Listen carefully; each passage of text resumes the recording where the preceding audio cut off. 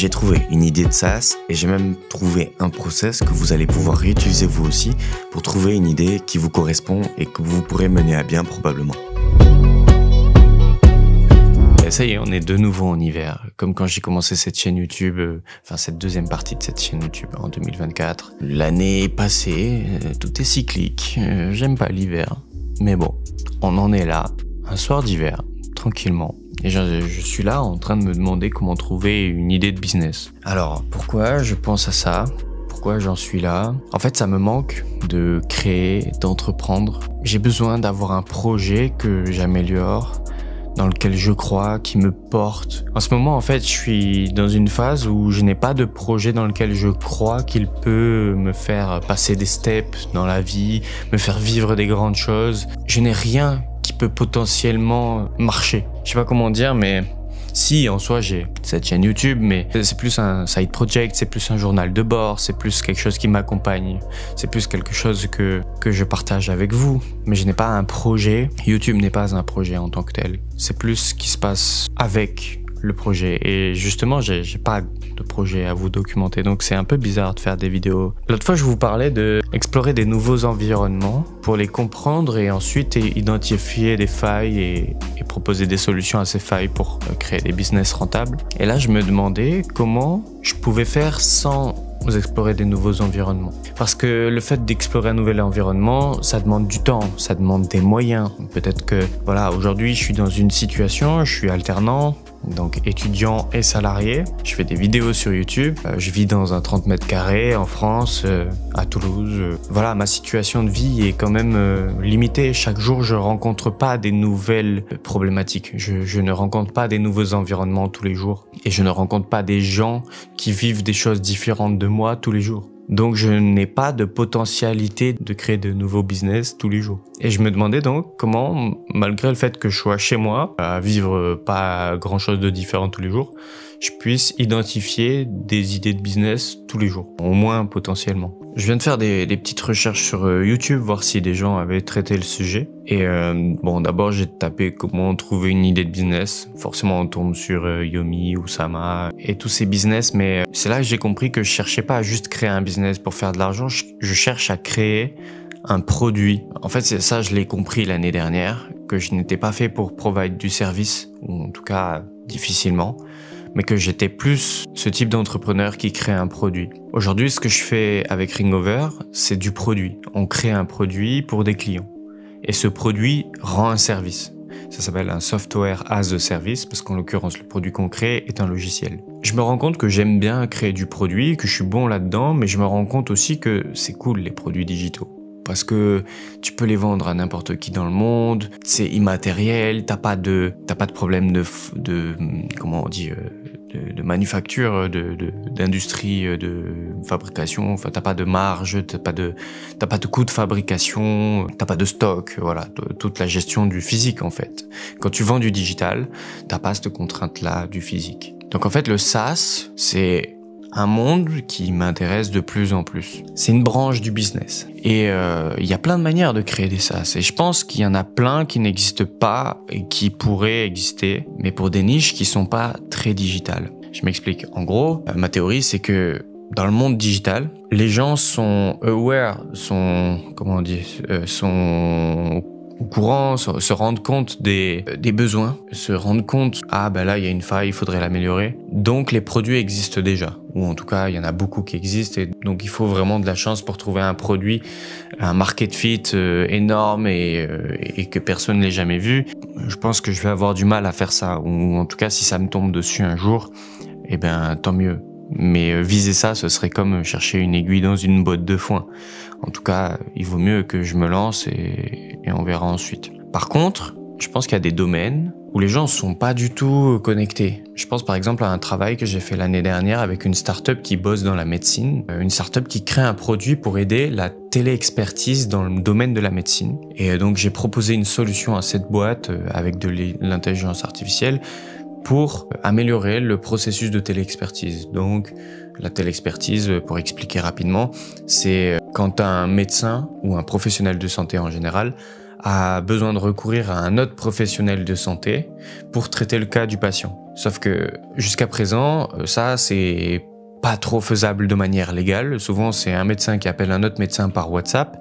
Sauf que ça demande de transvaser des données patients qui sont protégées, qui n'ont pas le droit de passer par d'autres applications que les applications officielles de l'État, parce que c'est confidentiel, parce que voilà, faut pas perdre ces données des patients malades, etc. C'est quelque chose de dangereux. Et puis la deuxième chose, c'est que le patient le deuxième médecin qui est appelé et qui donne son conseil par son expertise, parce que peut-être qu'il a des expertises plus larges que l'autre, que le premier médecin, et ben lui, il est pas rémunéré, parce que la sécu sociale et tout ça, ça suit pas, c'était pas officiel. Et cette appli-là, que j'ai aidé, à qui j'ai proposé des solutions pour améliorer leur appli, travaille sur une solution qui permettrait ça. Et là, on s'adresse à un milieu énorme, la médecine française, tout le corps médical, et c'est des gens qui sont pas ingénieurs, c'est des gens qui sont pas développeurs, c'est des gens qui ne sont pas entrepreneurs. Donc il faut que j'aille dans des environnements qui ne sont pas les miens, mais qui ne risquent pas d'être les miens. Et d'ailleurs, j'ai pas intérêt à devenir médecin juste pour explorer les failles du monde de la médecine pour ensuite créer un logiciel. Parce que devenir médecin, ça prend 8 ans, voire plus. Et c'est pas possible, enfin si, c'est possible. J'ai 22 ans, donc si je voulais le faire, j'aurais 30 ans et c'est faisable. Mais c'est pas, j'ai pas ce temps-là et c'est pas comme ça qu'il faut que je vous fasse. Vous voyez pourquoi j'arrive même pas à mettre des mots dessus. Alors vous me dites, oui, je pourrais parler à des médecins. Je pourrais parler donc à tous les professionnels de ce monde pour voir quelles sont leurs problématiques. Ouais, c'est une bonne solution. Faudrait que je me bouge le cul, aller parler aux gens dans la rue et leur demander leurs problématiques professionnelles tous les jours au quotidien. Qu'est-ce qu'ils pourraient améliorer, qu'est-ce qui les saoule. Et ouais, ça ce serait pas mal. Mais bon, il faut trouver des gens qui acceptent de parler avec toi, qui ont le temps. Je pense qu'il y en a, mais c'est pas quelque chose de facile pour moi aussi, hein, aller parler aux gens dans la rue. Peut-être un jour j'y arriverai, mais je sais pas. Je pense qu'il y a ce truc au fond de moi qui le fera pas, parce que j'ai pas assez envie.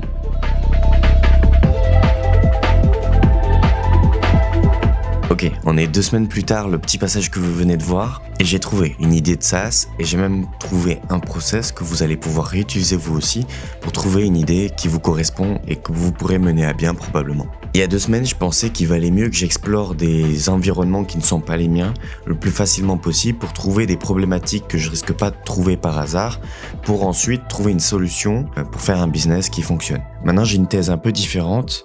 Je pense qu'il est trop compliqué d'essayer de comprendre les problèmes des autres. Je pense qu'on aurait mieux à faire à comprendre les problèmes qui sont les nôtres, parce que en tant que solopreneur, pour créer une idée vraiment réaliste, il faut vraiment comprendre le problème.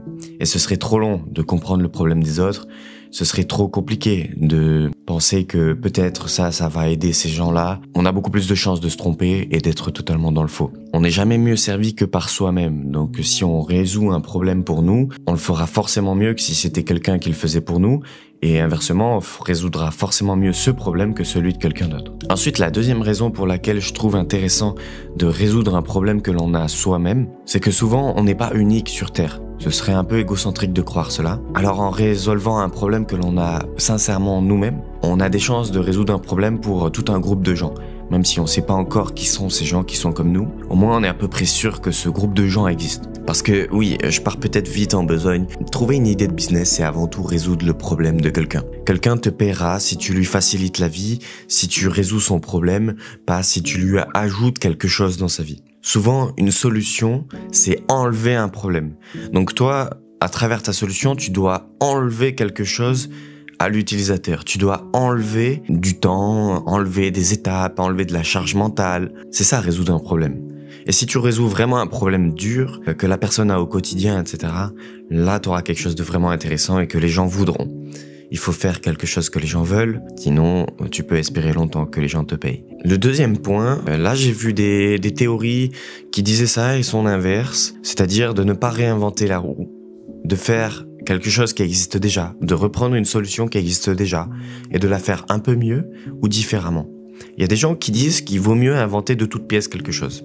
Moi, j'ai souvent fait ça dans mes projets entrepreneuriaux. Jusqu'à présent, ma marque de vêtements, mon business de service l'année dernière, même en soi dans ma chaîne YouTube, de manière générale, tous les projets que j'ai faits, ceux qui ont un peu réussi, c'est toujours quand j'ai fait quelque chose qui existe déjà et qui marche déjà, mais que je l'ai fait un petit peu différemment, à ma manière, avec une solution un tout petit peu plus adaptée à une niche précise aussi, ça peut être une sous-catégorie de personnes que ça vise. Du coup, moi, je me suis mis une deuxième règle dans comment trouver une idée de produit, une idée de business, faire quelque chose qui existe déjà, soit un peu différemment, soit avec un angle différent, soit pour des gens différents, un peu plus spécifiquement donc. La troisième chose, c'est de faire quelque chose que j'aime. Ça paraît con, on en parle souvent, mais si je vais essayer de résoudre le problème de gens qui ne sont pas moi, genre vraiment, si je vais résoudre le problème des boulangers, je ne connais pas la vie des boulangers, je ne suis pas passionné de pain, je ne suis pas passionné de cuisine, donc au bout d'un moment, ça risque de me saouler. Et développer un produit, que ce soit le design, le développement, etc., ça risque de prendre du temps. Donc j'ai intérêt à trouver quelque chose qui me plaît et qui correspond à tout ça pour que ça tienne longtemps. D'ailleurs, ça reprend un peu la loi de Lindy dont j'avais déjà parlé sur cette chaîne. Pour sélectionner un sujet qui nous plaît et être sûr que ça va nous plaire encore longtemps, on peut se baser sur depuis combien de temps ce sujet-là nous plaît. Depuis combien de temps on a ce centre d'intérêt. Parce que la loi de Lindy, elle dit que plus une vérité existe depuis longtemps, plus elle a de chance d'être vraie longtemps. Et c'est proportionnel. Donc plus il y a un sujet qui t'intéresse depuis longtemps, plus il y a de chances que tu t'y intéresses encore longtemps. Et pour moi, ces sujets, c'est le design, l'optimisation, les systèmes, la psychologie humaine, tout ce qui touche à ma chaîne YouTube en fait. Tout ça, c'est des choses qui me plaisent depuis déjà des années et il y a de chances que ça me plaise encore toute ma vie. Le quatrième point, c'est d'essayer de créer une solution qui va transformer l'argent que investit ton utilisateur en un peu plus d'argent. En gros, une moulinette, une machine qui multiplie l'argent. Alors, ça paraît magique, mais il y a plein de produits, c'est ça. Et tu peux le faire de manière plus ou moins indirecte. Et plus tu arrives à le faire de manière directe, plus ce sera évident pour l'utilisateur que ton produit est utile et rentable, donc plus il y a de chances qu'il achète ton produit. Exemple, un produit qui rassemble toutes tes dépenses et qui fait ta compta tout seul et qui te montre exactement comment tu pourrais optimiser cette dépense en allant acheter ça ailleurs, cette dépense en coupant à cet endroit-là et que tu pourras réinvestir à tel endroit, etc.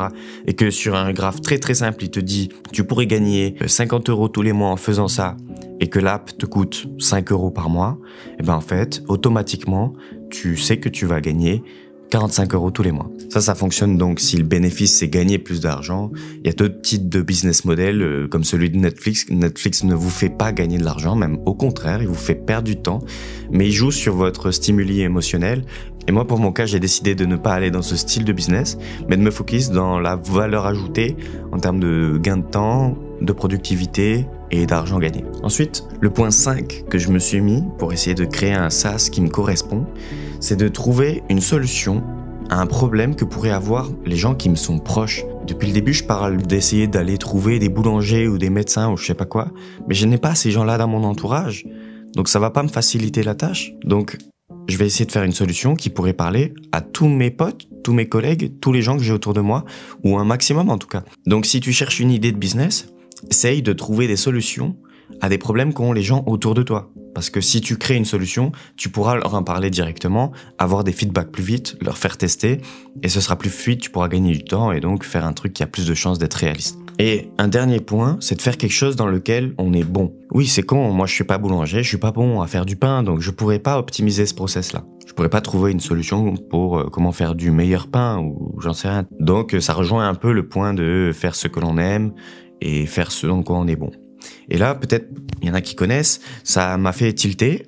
Dans ma réflexion, je me suis dit, putain, on dirait le même principe que l'ikigai. L'ikigai, c'est un schéma qui dit que si tu trouves ce dans quoi tu es bon, ce dont le monde a besoin, ce que tu aimes faire et ce qui te fait gagner de l'argent, l'intersection de tout ça, normalement, peut te rendre très heureux dans ta vie, très épanoui. Donc en gros, pour résumer, si je trouve une solution dont le monde a besoin, dans ce qui me passionne, dans ce dans quoi je suis bon, ça va me faire gagner de l'argent. Maintenant, comment on fait une bonne solution? Qu'est-ce que ça veut dire créer une bonne solution? Qu'est-ce qui a vraiment de la valeur? Et là, j'ai créé une formule.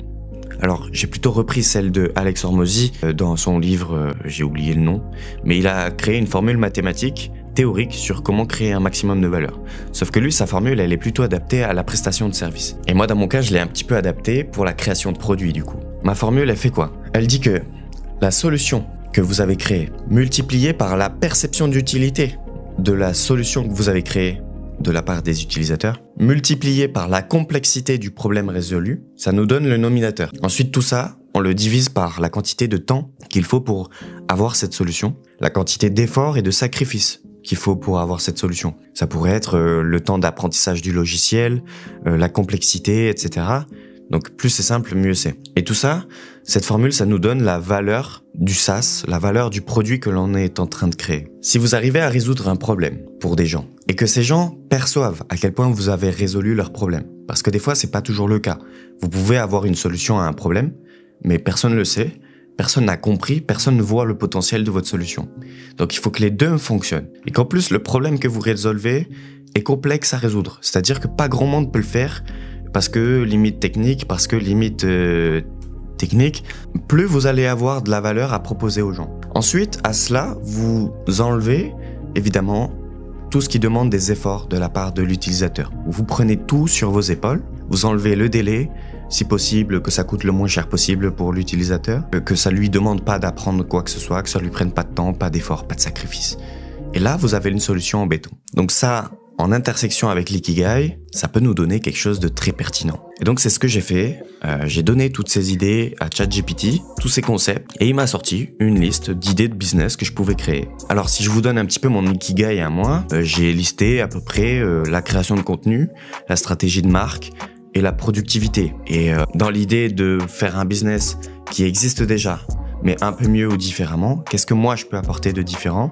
Un design un petit peu plus optimisé peut-être? De la simplification, du less is more. Ça c'est mon truc, j'aime prendre quelque chose, le simplifier, le rendre plus petit, plus simple, moins encombrant. C'est ce qui me passionne déjà depuis un moment. Donc tout ça je l'ai donné à ChatGPT, il m'a sorti une liste de business que je pouvais faire. Et sur les 10 business qu'il m'a sorti, il y en avait 9 qui étaient moyens, pas terribles, et il y en a un qui a retenu mon attention, qui était un peu bancal, mais ça m'a fait tilter, ça m'a donné une idée sur la productivité et la gestion de projet. J'ai donc une idée de business sur la gestion de projet. Comment gérer des projets plus facilement que ce qu'on peut faire aujourd'hui avec les outils du marché.